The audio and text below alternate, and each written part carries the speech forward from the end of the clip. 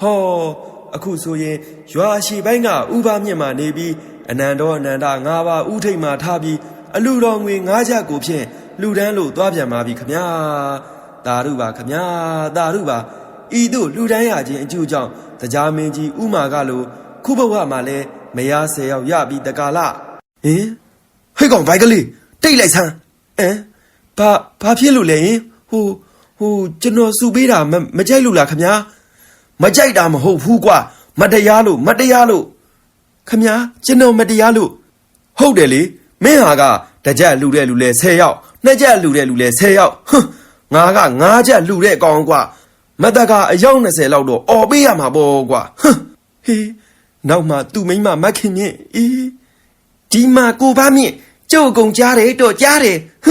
ဒီမိန်းမတယောက်ကိုတောင်ဝအောင်မကြွေးနိုင်မဲနဲ့နောက်မိန်းမလူချင်းနေတဲ့ရှင်เจ้าကိုကျုပ်တိသွားပြီဒီလိုမရေငယ်ယူဖို့ကြံနေတဲ့လူမျိုးနဲ့မပေါက်နိုင်ဘူးကွာမယ်တကြီးပါစီသွားပြီကွာမယ်